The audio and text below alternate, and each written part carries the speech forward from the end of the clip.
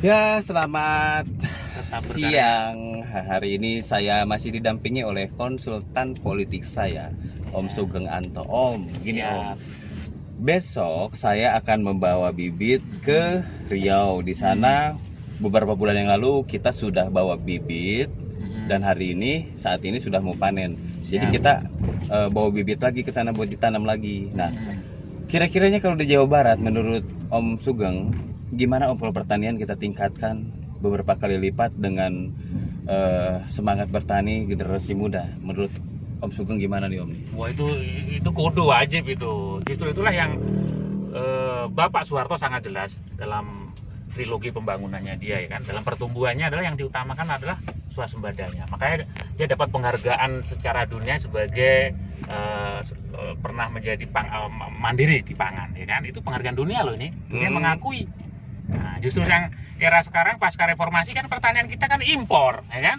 Nah, ya gini justru lah kita sebagai generasi muda, apalagi kita loyalis Bapak Pembangunan, ya kan, harus itu mewujudkan cita-cita Pak Harto. Jadi dimulai dari hal yang kecil, ya, kecil, pertanian apapun kita mulai, ya kan, sehingga nanti kita mandiri. Kalau kita mandiri pertaniannya, kita mengurangi impor, ya, bahkan kita kalau perlu kita ekspor. Nah, terus ini nih, sekarang kan kementerian lagi buka kerjasama sebaik-baiknya. Jadi kita bisa dapat bibit gratis, pupuk gratis. Nah, cuma hal ini harus ada kayak seminar atau webinar kali Om. Kita harus pelajari itu dulu biar bisa kita berbagi dengan teman-teman. Yes, kuncinya adalah di edukasi, ya kan. Jadi karena edukasi itu menentukan mindset, ya kan. Kalau mindsetnya benar, ya, anak muda itu memandang pertanian. Jadi kadang gini, banyak orang yang memandang pertanian itu kotor, ya, bau, ya kan. Padahal kalau kita mohon maaf, kalau kita bicara pertanian profesional, apalagi di barat, namanya orang petani itu berdasi, kan? Oh iya, berdasi. Kalau di kita kan, kalau di Indonesia itu bukan petani, buruh tani yang dipandangnya. Buruh kalau di Indonesia. Ya, yang dimaksud di sini petani adalah pebisnisnya, gitu loh. Iya. Dan depan muter balik dulu. Ya. Lanjut, jadi gini, generasi muda itu generasi sehat, generasi yang lebih kuat daripada. Soalnya begini, saya tuh melihat petani ya, itu emak-emak sama kakek-kakek kebanyakan. Iya. Kebanyakan ya, walaupun sekarang sudah banyak generasi muda yang menjadi petani profesional di sana. Cuma yang jadi pikiran saya, apakah program-program yang terutama yang Om Sugeng rencanakan itu bisa diadopsi oleh organisasi? Ya, itu kudu juga. Karena gini, dalam apapun kuncinya, karena kita negara berkembang. Negara berkembang itu urusan perut menjadi dominan, ya kan? Nah, kalau kita bicara perut berarti ekonomi apa, pertanian yang paling utama, kan, gitu loh. Jadi yang urusan pertanian itu menjadi pondasinya, gitu loh. Jadi kalau kita ingin besar, ya kita harus bisa mengambil hatinya para petani, kan, gitu loh. Iya. Mengambil dari petani, mengambil hatinya anak muda, ya kan? Itu sebagai kuncinya. Dan kita, kalau menurut saya memang harus kita mulai dari sekarang. Walaupun hasilnya nanti tentunya tidak langsung sempurna, ya, perlu ada tahapan-tahapan perbaikan. Tapi kunci utama yang dilakukan adalah edukasi, perubahan mindset yang benar. Oke. Sekali lagi, mindset, cara pandang, Contohnya apa sih? ya. Contohnya apa contohnya? Contoh mindset gini. Jadi kalau sekarang banyak anak muda itu tadi memandang bahwa pertanian itu ya kotor, miskin, ya kan, tidak bonafit. Itu Padahal mah ya. ya. Ekspor semua pertanian itu. Akhirnya apa? Kita ini banyak orang meninggalkan ke kota untuk jadi buruh, ya kan? Yang di kampung petaninya ditinggalkan. Bahkan jangan salah, kita urusan bawang berambang aja masih impor. Apalagi mohon maaf, kita bicara jagung itu untuk peternakan, yaitu hampir 70% itu impor. Jangan jagung garam aja kita impor. Gitu loh. Serem. Kuncinya kita harus mulai dari sekarang, ya kan? Dimulai dari sekarang, mulai dari anak muda, ya kan? Dimulai dari kampung, ya kan? Ya kan? Untuk Indonesia yang mandiri dari sektor, terutama sektor pangannya. Nah, terus kalau misalkan pemuda-pemudi itu kan kekurangan modal nih ya. Dari mana kira-kira? Apakah kita ke Kemenkop atau ke tokoh-tokoh masyarakat yang memiliki modal, memiliki uang? Nah, inilah yang mindset juga harus diluruskan lagi.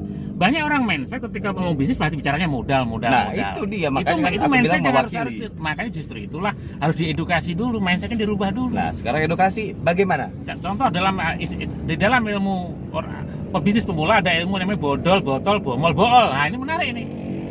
Bodol tuh berani optimis duit orang lain. Kita tuh penting punya konsep bisnisnya apa. Kalau perlu udah dijalankan. Dengan dana seminim mungkin udah bisa jalan, apalagi ada kucuran dana. Kan pasti ada dua pihak, ada pemodal, ada pelaksana. Ya. Tapi banyak orang berpikirnya modal dulu baru dilaksanakan, itu salah. Kerjakan dulu baru pemodal mendorong, itu yang benar. Iya, keren juga. Ya, jadi mindset itu harus disamakan dulu. Ketika kita mindset kita adalah masih berurusan modal sebagai yang pertama, maka justru kita tidak akan punya pernah mau berbisnis itu. Iya, karena beberapa ini juga saya sempat merasakan bahwa aduh, mau gini aja susah, mau itu susah. Tapi sekarang banyak pola-pola yang bisa dipelajari dari kementerian dengan mendapatkan bibit gratis seperti itu. Nah, apalagi dengan Om Sugeng kan sebagai konsultan nih. Di sini kan bisa memberikan pandangan-pandangan. Jadi kalau dari saya nih vlog hari ini, kita harus segera bikin webinar atau apalah gitu. Siap. Dan kami sudah bukan teori lagi, saya memulai dengan Bos Indonesia. Bos Indonesia itu apa? Bos Indonesia itu adalah komunitas pebisnis online dan offline. Nah, jadi kita ini harus dua kombinasi. Karena kalau sekarang namanya era digital, era global, online juga harus paham. Oh, Ya kan? menarik ini dia. Nah, kemudian offline-nya tadi pertanian. Jadi kita bisa produksi, tapi kalau kita nggak bisa memasarkan juga repot.com. Percuma malah Ya. numpuk. Oke, paham. Dan kita harus, mohon maaf, kita harus belajar dari teman-teman kita Chinese bahwa ilmu berdagang distribusi itu harus hebat dulu. Ya kan? Distribusi harus hebat. Iya dong. Kalau udah ada market, ya kan? Udah ada Jatuh. market atau pasar, maka produksi tinggal dorong kan gitu. Iya. Nah, jadi kita harus, makanya kita dengan punya komunitas namanya Bos yang akan kita udah bangun per kabupaten dan kecamatan. Per kabupaten dan kecamatan. Yes. Dan kita udah mulai, kita di Cianjur, di Bogor, ya kan? Di Lebak. Kok pikiran saya jadi ke pilkada ya? Ya, Bu.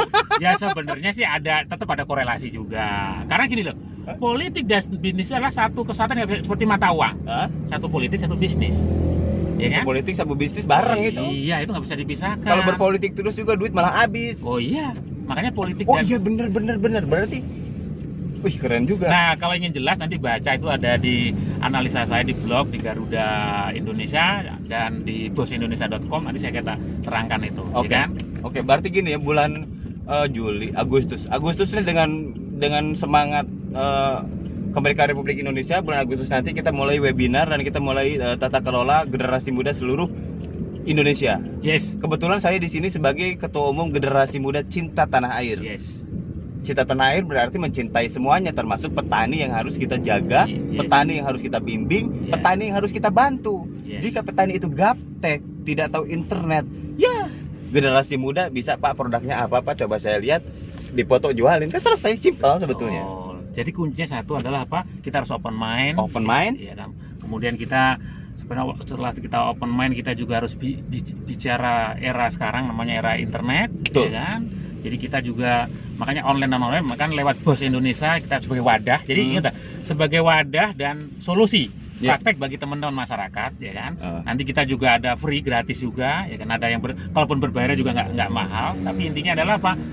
Pertama adalah menyamakan mindset, persepsi itu yang benar dulu. Kalau mindsetnya benar, maka ujungnya benar. Makanya ada cerita bahwa mindset, cara pandang menentukan cara bertindak menentukan kebiasaan menentukan karakter menentukan nasib. Contoh. Jadi nasib kita petani itu, kalau kita mindsetnya tadi, kalau saya mau bertani harus ada modalnya, ya. Ketika nggak ada modal, kagak jalan-jalan. ya nasibnya juga nggak berubah, gitu loh. Betul sekali, Om. Jadi mindset jadi kata kunci. Jadi langkah awal kita lakukan edukasi. Oke, edukasi. Baik lewat online atau offline ya. Tapi Oke. saya setuju kita lewat webinar dulu. Nanti habis itu kita lewat offline-nya, ya kan. Habis langkah berikutnya lalu eksekusi. Kalau kita teori dibahas mulu, kalau nggak praktek ya nggak jalan-jalan nanti. Betul itu dia. Nah, kan gitu. Oke, baiklah. Bersama Bos Indonesia, insya Allah ada solusinya. Oke, baiklah, bulan Agustus. Sekarang saya mulai pembentukan, pengen tahu aja generasi muda cinta tanah air yang memiliki jiwa bertani, semangat bertani. Saya akan kumpulkan. Kita akan lihat ada berapa orang nanti, baru kita akan bina. Mulai bulan Agustus. Kenapa bulan Agustus? Karena itu momentum yang tepat.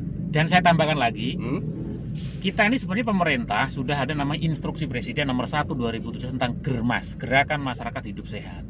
Gerakan Masyarakat Hidup Sehat. Ya, itu seperti zamannya Pak Harto ketika ingin bebas dari buta huruf, dia menginstruksikan pendirian sekolah dasar, makanya terkenal dengan SD Impres. Ya, Nah, Impres. sekarang untuk saya tuh salah satu GERMAS adalah itu gimana kita sumber pangan yang sehat. Nah, karena sekarang gini loh, banyak bayangkan kalau masyarakat kita, terutama anak muda di lingkungan rumahnya, walaupun di kota, ya kan, menanam sayuran buah pot-potnya semuanya tambulapot, ya kan. Bahkan sekarang ada bisa nanam lele lewat drum, nah, ya kan, dengan organik. Nah kalau itu semuanya dibudayakan gitu, kita nggak akan kekurangan pangan. Iya. Ketika mindsetnya dia harus bener, wah ini sudah saya ini kreatif, kedua ada bisa untuk konsumsi keluarga plus dijual. Iya betul dia. Nah, jadi benar-benar dua solusi kan? Iya. Solusi kebutuhan pangan keluarga plus ekonomi. Jadi intinya per kabupaten kota, per kecamatan. Per kecamatan. Nah, Ya. sekarang untuk prototipe, untuk percontohan sudah ada saya di Sukabumi sana, daerah pedalaman sana. Siap. Itu ada 10 hektar punya Bapak Piki yang sudah kontak saya. Silahkan lahan saya mau diapain, monggo katanya. Ah boleh itu, Nah mantap itu. Makanya kan hal kayak gini kan penting dibicarakan. Nah, yang penting sekali lagi pelaku bisnis ini jangan berpikir serakah tuh gini. Semua tanah punya sendiri, modal punya sendiri, tenaga sendiri. Semua yang serakah itu ternyata nggak berhasil. Kita harus berbagi juga. Contoh, tukang bakso itu yang sendirian ke pasar sendiri, keliling sendiri, semua sendiri juga nggak akan besar. Iya, benar. Capek sendiri. Tapi yang besar gimana, kayak bakso, contoh bakso lapangan tembak, dia kan punya karyawan, kerja sama sana, percaya sama orang, bareng-bareng. Jadi akhirnya besar. Sama. Jadi kita harus mulai dari sebuah bisnis ini adalah gimana start gotong royongnya. Jangan sampai kita ini ngomongnya Pancasila tapi faktanya kita nggak Pancasilais. Nah, itu dia. Gitu loh. Oke. Kita ngomongnya musyawarah mufakat, kita nggak pernah musyawarah mufakat. Betul. Nah, start kita, makanya Bos Indonesia ada istilahnya nanti kerja konsorsium, kalau bahasa kerennya konsorsium. Itu gabungan. Konsorsium itu maknanya jamaah, gotong royong, ta'awun. Jadi bisnis itu harus dimulai dari ta'awun. Contoh gini, ketika saya punya uang 100.000, mungkin nggak bisa untuk berbuat apa-apa. Tapi kalau 100.000 itu dikumpulin 10 orang, 1 juta, bisa berbuat. Betul, itu dia. Menarik. Nah, jadi inilah tahapan-tahapan. Makanya kunci utama kita adalah mengedukasi dulu. Karena mindset adalah kata dasar apapun. Oke, mindset. Ya kan? Mindset hanya bisa seperti kita, mohon maaf, mindset itu yang sudah mindsetnya lama seperti air kopi. Air kopi itu kalau hitam, gimana caranya merubah? Itu seperti dikucuri air putih terus menerus nanti akan tumpah, maka nanti jadi putih airnya. Oke. Artinya apa? Ya edukasi itu nggak boleh berhenti, never give up. Oke. Jadi continue educating kuncinya. Continue educating. Iya, jadi kita akan kiri. continue. Depan belok kiri. Siap. Ya, jadi buat teman-teman dimanapun berada, masih dengan LH Jakarya di sini. Saya vlogger, politikus, aktivis juga, tapi saya berpikir keras karena memang banyak generasi muda yang pengangguran. Jadi dengan kita mengoptimalkan pertanian dari sektor pertanian atau perikanan, saya yakin ini akan membuat ada aktivitas di generasi muda. Dan bahkan generasi muda kan sekarang generasi cerdas yang melek internet, ada apa-apa juga bisa nyari. Masih banyak juga petani-petani konvensional yang harus kita upgrade. Nah, di situ juga pasti ada keuntungan yang bisa dibagi baik petani, baik generasi muda, investor atau siapapun. Jadi intinya jangan sampai merasa sendirian. Kita berkolaborasi. Ya. Dan kami pun juga Bos Indonesia kerjasama dengan LKP Sugeng Sejahtera. Jadi kita punya lembaga kursus dan pelatihan yang salah satu visinya adalah jatuh. Ya kan, salah satu visinya adalah untuk peningkatan sumber daya manusia.